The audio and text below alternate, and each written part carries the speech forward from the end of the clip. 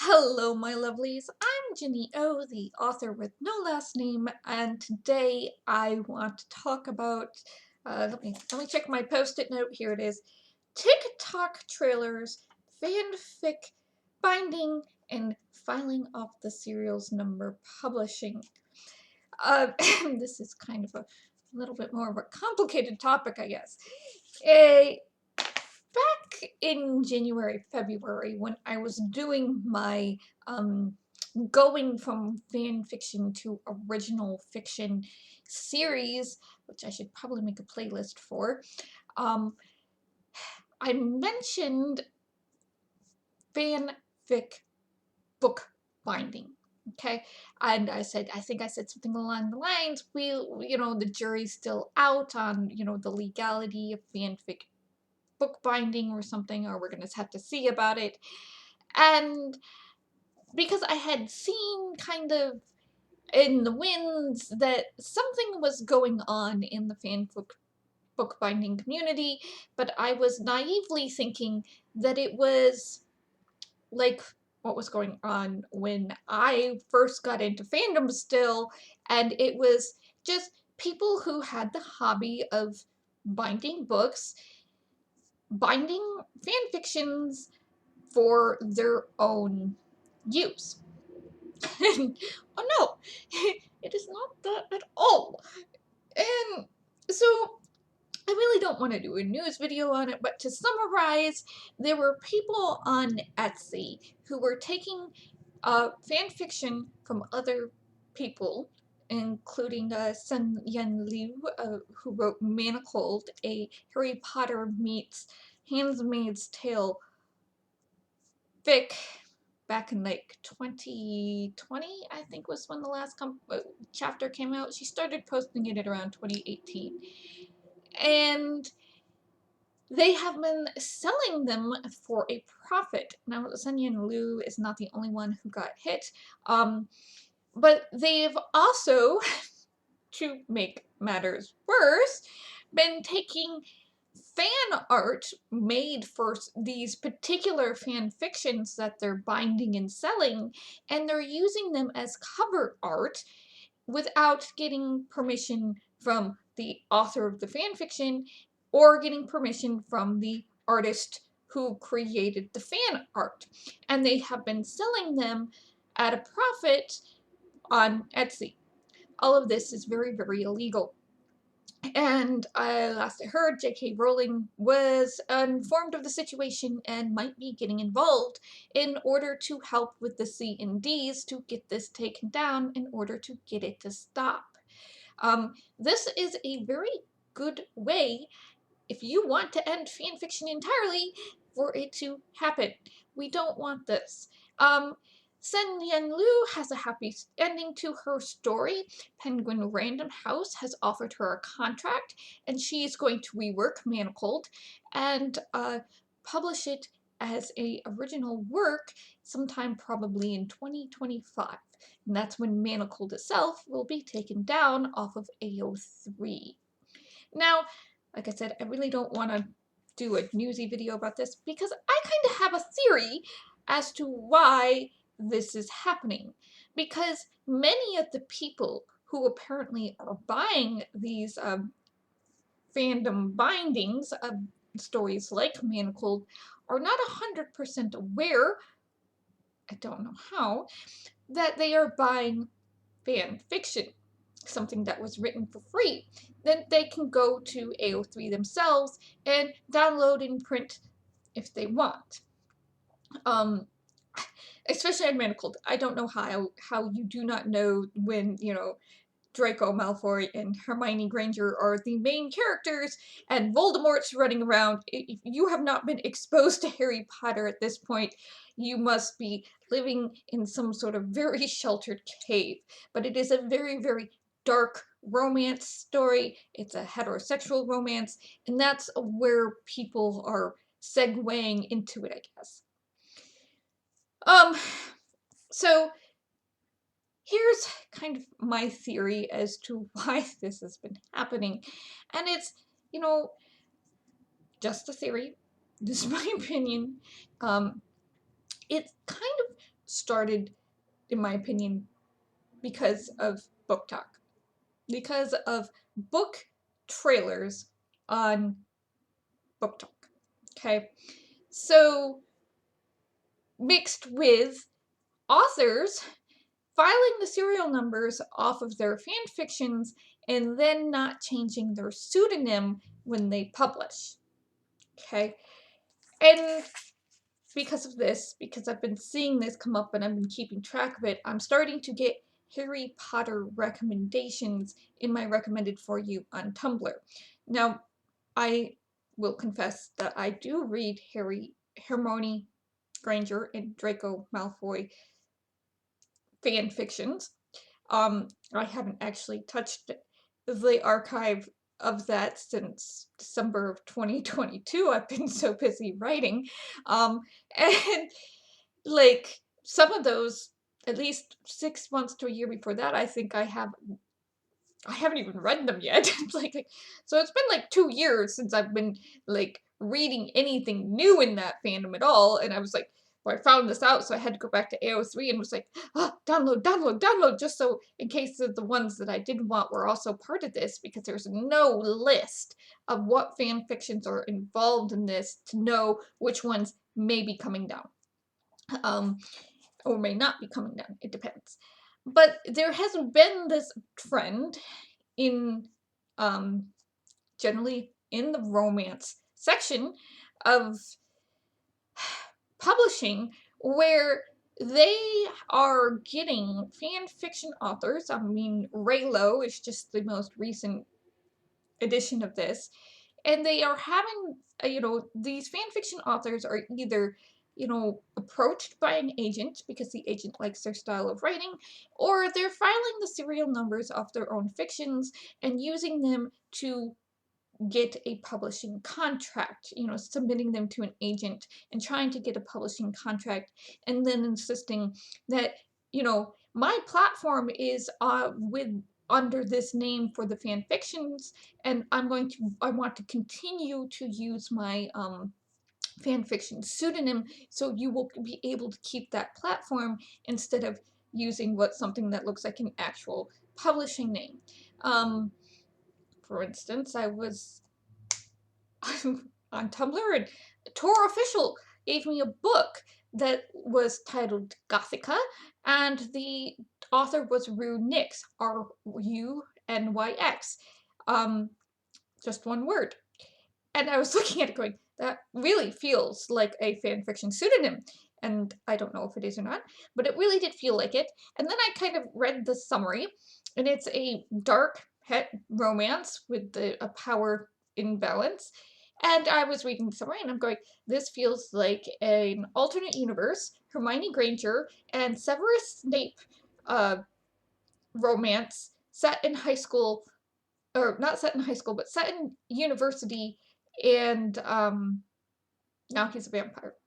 And just like this really does feel like a fanfiction with the serial numbers filed up. And I don't know if it is or not, but that's what that being well aware of what's going on in the Harry Potter fandom at times, that's what it felt like.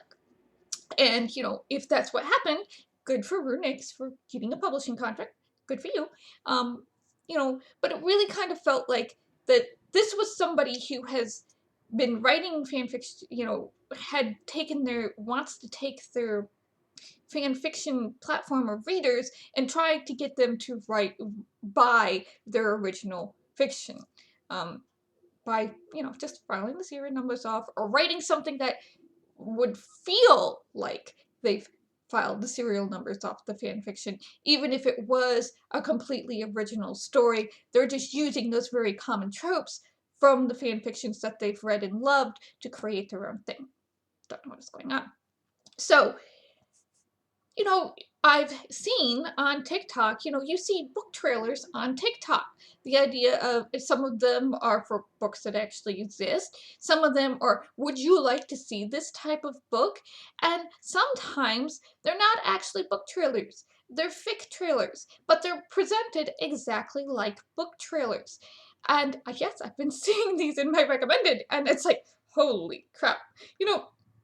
Part of the fun for me being someone who loves archives, I love the archive, is um I just want to put in, you know, I will put in, this is the rating of stuff I want, this is the length, sometimes I'll put in the length of the stuff I want, but a lot of it is just, I want to go through and find this stuff myself. I don't want TikTok or Tumblr or anyone to really push in front of me these stories, because part of the joy of doing this is, to me, is always the joy of discovery and being like, going through the archive and being like, oh, I don't look at kudo counts. I don't look at review counts. I just want to know, is it this pairing that I love? And what are your what is it, what's your summary?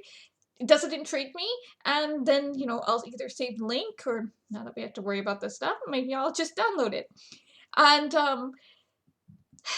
like, so you're starting to see these fiction trailers being presented exactly like book trailers. So we're kind of blending this line between traditionally published books and fan fiction, and it's like, it's making it, I think, more difficult, especially for the younger generation and for people who have not come up through fandom history, or are not aware of fandom history. Fan lore exists, people. Please go look at it. Or do not understand this concept of copyright right correctly.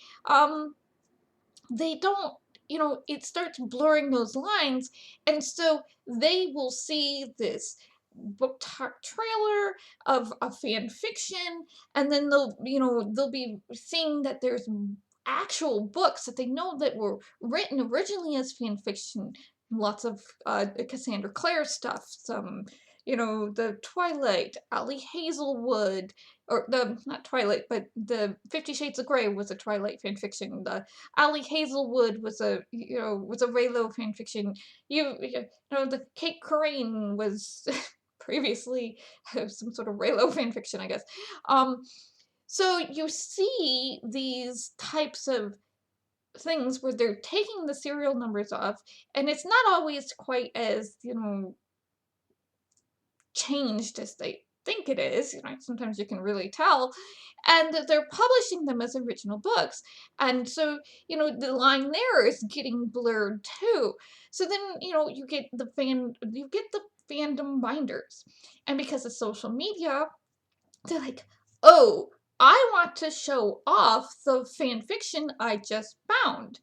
And they'll show off a really nice looking book that opens up flat and everything, and people see the pretty shiny and they want the pretty shiny, so they go to Etsy, and so it creates this kind of demand.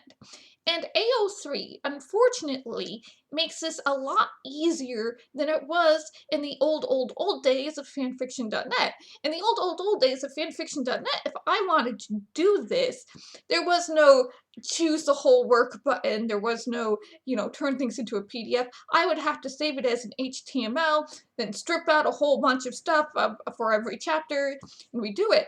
And we do all the formatting. If I wanted to bind something or whatever, it would have been a lot of work. Whereas on AO3, due to consumer demand, I mean, people really wanted this, they have included a download button for people so that they can read stuff on, they can have an EPUB file, a MOBI file, an HTML file, a PDF file. I think there's an AV something file too. So you can read these fan fictions. You can sideload them onto your Kindle or your Nook, or you can read them on your phone without being connected to the internet.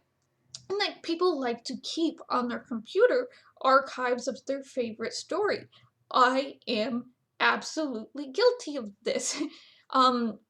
Dice wrote this great Firefly story, and that featured another one of my favorite pairings, Jane and River, and I was just, you're going, Jenny, you have some weird pairings. Just leave me alone.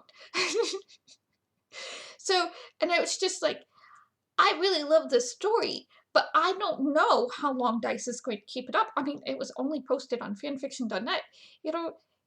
There are Firefly stories I can't find anymore that I really, really liked. And because, they were posted to LiveJournal, and I didn't save them from LiveJournal. And so, you know, so you get to the point where you start being paranoid of you don't want to lose this, even though there are archives that are, submitting their archived work with the permission of the authors to AO3 to upload all of it up into AO3. Because you have seen over Fandom Live too many works disappear. So of course you want to download them and keep them for yourself, for personal use, but you do not have the right, you don't have the legal authority to distribute that work to, to everybody. You don't have the legal authority to be able to repost, to post up that work to AO3 if the original author has taken it down. So, there's an author, Onyx and something, she's taken her works down from the archive. And if people have copies of those works, they might be able to trade them among themselves. Oh, you're my friend, and, here, just don't, put it up to all and sundry. But they aren't going to be able to put them up on the archive because, because that would be against the author's wishes. It's rude, and they don't have that right to take that copy and make it a free, a free distribution. They can keep it for their personal use and make mixtapes of it, but they can't. I'm being silly there, but like not literal, but they don't have the right to put it back up on an archive or put it up on any sort of forum or anything. It's more of a if you have a friend that knows you have it and they like email and ask you for a copy, that's one thing, but it's another thing to put it back up for the entire internet to find, because Onyx has taken it down for very good reasons. So these bookbinders on Etsy do not have the right to be or to make these copies, because a lot of, not all of them, but some of them are just using print-on-demand services. They're not even really binding the books themselves. And in order to actually do it in such a way that it'd be legal, is that they would have to transform it. And I mean really transform it. It's more than you making a book binding, okay? You have to change the font, change the formatting, do a lot of illustration work. You would have to do a lot of work to make that book a work of art, and then it's going to cost more than $150, even then, to be able to quote-unquote sell it as, your own thing, as something you have the right to do. And even then, I would side-eye you ethically, okay? It might be legal, but is it ethical and moral to do this to somebody else's really super hard work? And you're not going to be able, you won't do that with a story like Manacled. My God, it was so dark. I mean, I got through it. I read the entire thing, but I was just like, this is not something I'm ever going to read again. But that's my theory, is that over time, we have been eroding these kind of walls and boundaries between fan fiction and original fiction, from making TikTok trailers of fan fictions with or without permission of the authors. Sometimes I don't even know if these trailers are something that the author made, or that's something that, a fan of the author made and they put it up on TikTok to try to get, some algorithmic, awareness, because AO3 doesn't have an algorithm. It is an archive. They make it so easy to search, but people still like, we want an algorithm. No, you don't want an algorithm. Just go into the tag of stuff you like. Just, it's easy to use. It's so much easier to use than fanfiction.net. My God. You would, or LiveJournal, you would have no idea what to do. Back 20 years ago. And then and then you have fan fiction authors who want, to make money off their writing, which is 100%, reasonable, but they know they can't make money off of the world and the characters of their fan fictions. So they have to take that, take that stuff out and replace it with their own stuff, change the names of the characters, and replace the world building, which is a lot more work than most people think it is, in order to sell them as original works. So sometimes some fan writers are better at changing things out than others, because fan fiction does have a different kind of method to it than original fiction. Whenever I file the serial numbers off of something, it usually ends up being 2 to 3 times as long, and I'm at the same place in the story. um, so you have this kind of thing where, that they're publishing, but they're publishing still under their fiction name, their fan fiction pseudonym, because they're hoping to grab those readers from their fan fiction days to sell original stories to. Now, I never did this because I didn't feel that my stories were fan fiction-y enough to do with it. I didn't think the people I was writing romantic comedies adventures for would really care about an action adventure with a tiny bit of romantic comedy to it. They were there for a very specific thing, and my new stuff was my Lone Prospect, my Heaven's Heathen stuff had nothing to do with the fan fictions I was writing. So I was just like, not worth the effort. But I'm not going to keep my, and also none of my fanfiction pseudonyms were like anything remotely like a real name, and I'm like, no, I'm not going to do that. So I want to keep some type, a real name. Yes, it's a pseudonym. It's my nickname and my last initial, but it's not, it's not remotely like a fan fiction pseudonym. Some of the stuff you see on AO3 that they use as pseudonyms is just, it's almost as funny as the titles. So we've had like the erosion between what's been going on to people not understand, because you've had this erosion, you've got people who are willing to ignore copyright to make a quick buck to begin with, but there's more people who are willing to try to argue that, just binding something without the author's permission is, it's still transformative and we have the right to sell it, and it's, no, you don't, because you're making a copy and you don't have a right. You do not have the legal right, because you don't have the permission of the author and you're not paying the author to make that copy. Okay, there is a reason why it's called copyright. Copy. It's, can you make more than one of the thing? And the answer is no. You can make one of the thing for personal use, or one of the thing for a friend, but you cannot make it, you are giving it to the friends, you're not selling it to them. But you cannot make hundreds and hundreds, 5-10 copies, even 5-10 copies of things. Even if you're saying, I'm not making a profit off of it, copyright law does not care, and it doesn't matter. So, and that's kind of why I feel where we're at. It's just this erosion of the idea of the difference between fan fiction and regular books. People say, I didn't realize Manacled was a Harry Potter fan fiction. Right? Okay. I didn't realize. Sure you didn't. Sure you didn't. And, this erosion between that to, from TikTok book trailers to now people actually buying bindings and turning things into physical books that, they don't really have permission to do. But that's my theory. It's just a theory. I could be wrong.